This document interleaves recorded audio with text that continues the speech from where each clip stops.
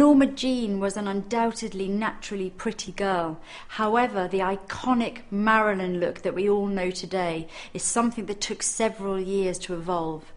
3 key moments in that evolution were when she dyed her hair peroxide blonde, when the head of the studio sent her to have plastic surgery to slim down her nose and also to correct an overbite, and finally when she met her makeup artist, and this would be her makeup artist for the whole of her career, Alan Snyder, known as Whitey. They had an incredibly close relationship, to the point where Mэрilin even said, if I die before you, you have to do my makeup for my funeral, and it's something he did, and he was also a pallbearer. Now, the look that he had from her first screen test to when he sort of launched her as the icon she is in 1953 for Niagara went through lots of twists and turns, but once they'd found the look, the Mэрilin look, it stayed with her for the rest of the 50s and through all of her big films. Mэрilin was incredibly keen on protecting her skin. Her favourite products for doing this were good old-fashioned Vaseline and Nivea.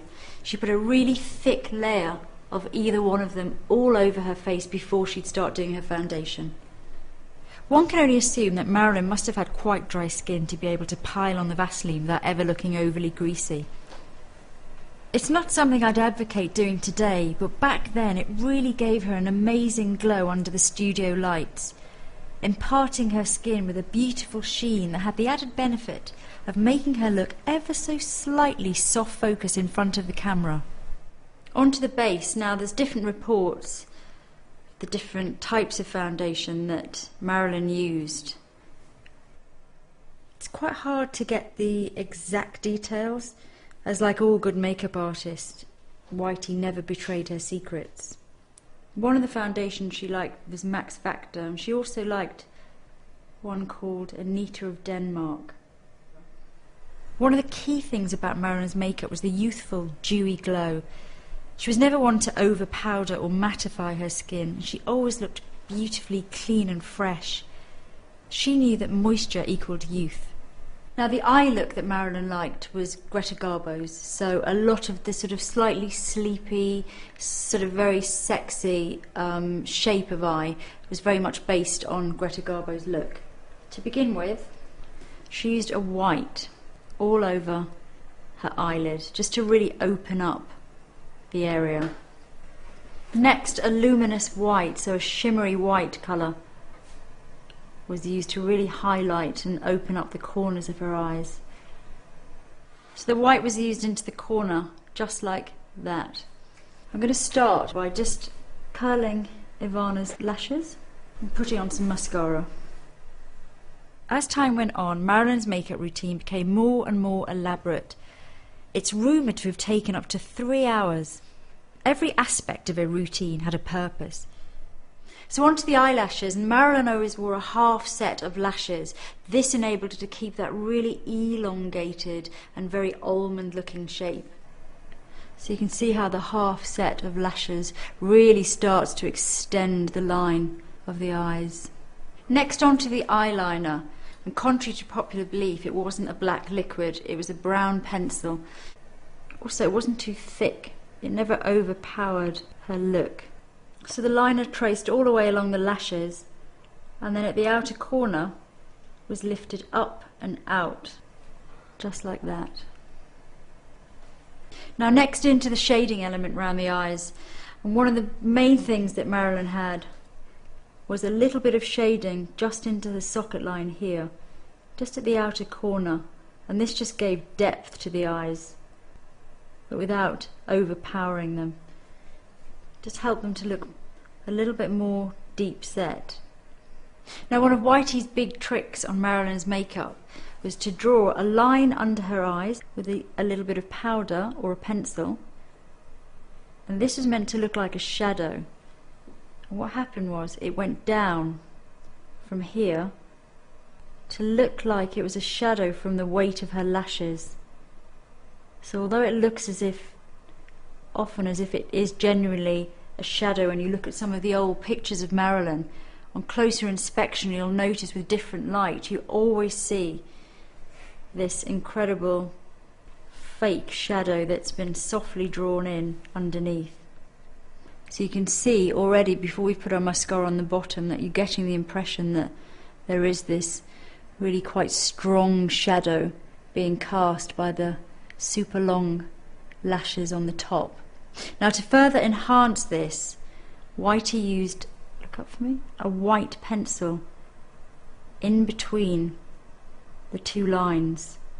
And he also used a white pencil along the inner rim, or the waterline, of Mérilin's eye. One of the main things that Whitey wanted to achieve with Mérilin's makeup was to give her that really heart-shaped face. One of the things that helped to achieve this was her brows, which he drew on high and very arched, giving the feeling of space between the eyes and a more wide-set appearance. So after adding some mascara underneath, you can really see now the brows, how they've taken shape. And they are giving that appearance of a very wide forehead, a very wide set eyes, so the eye is immediately drawn to the outer areas of the face, so the corners of the eyes, the lashes. One of the stranger details of the eye makeup application was a dot of either red lipstick or pencil placed right at the inner corner to give her eyes a whiter, brighter appearance. Another key thing about Mérilin's makeup was the shading and the highlighting, and this is the aspect of the makeup that really gave that three-dimensional look to her face, especially for moving image, for film. Every time she moved, she needed to catch the light, her contours needed to look perfect, and also it was used in a correctional way. So by shading just under her cheekbones and along her jawline, this again gave the impression of a smaller bottom half to the face. So everything was becoming very, very heart-shaped. Another trick Whitey used to do was to shade Mérilin's nose. Although she had had surgery and it corrected a lot of the sort of width, she still felt her nose was too big. So by shading down the side, and especially on the tip, it gave her nose a much shorter, slimmer appearance, which she much preferred. And this is something which worked really well on film. Mérilin always wore quite strong rouge, so very sort of healthy, pink, corally cheeks. Again, this was to make her look younger and fresher, and also it was used to shape her face. So the blusher was used along the cheekbones. It was also used above her eyebrow to shade, and a little bit on her nose. The highlight of the makeup was, in fact, the highlighter. Every little bit of her face was analysed by Whitey. So highlighter was used around the sides of her nose to give this part of her face a much flatter, wider appearance.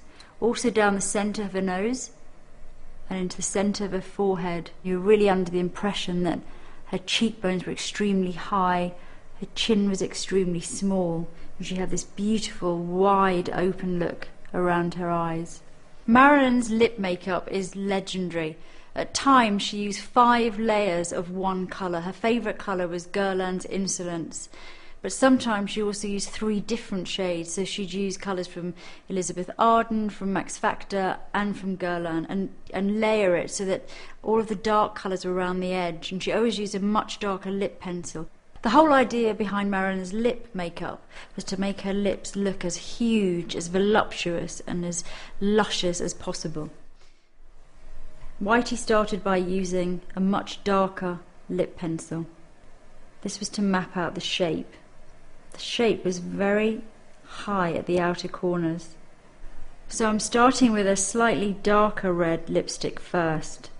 I'm using this all around the edge and at the outer corners. Next I'm going in with a red very similar to the red that Mérilin wore most of the time. It really brightened her face a lot. But you're starting to get the three-dimensional effect here of the dark around the edge and the dark at the outer corner, with the lighter colour towards the centre. Aside from creating the most iconic lip shape of the century, it's rumoured that Whitey helped Mérilin enormously with her on-set nerves.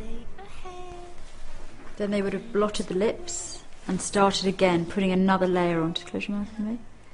So building up the layers. So not only was it a trick of the light with the different colours, but also the amount of product, the amount of lipstick that he got onto her lips really added a huge amount of fullness. One of the other tricks that Whitey used to do was to add a little bit of white powder just onto the centre of Marilin's lower lip, and this again would really add to the fullness. Mэрilin and Whitey had their own special lip gloss which they mixed themselves, and they'd never give away the secret. It was a mixture of beeswax probably and something else, but it was very much part of her signature look. So Whitey would often use layer upon layer, gloss, more white powder, more lipstick, more gloss, and you can imagine just by sheer volume of product her lips would end up looking pretty amazing. All that was left to do was to paint on Mérilin's famous beauty spot. One day you'll see the total picture. While meticulous and product heavy, Mérilin's rigorous beauty regime certainly paid off. Throughout her career, Mérilin established herself as the ultimate bombshell. Photographer Milton H. Green remarked, "You don't just wake up in the morning and wash your face and comb your hair and go out looking like Mэрilin Monro. She knew every trick in the book." I swear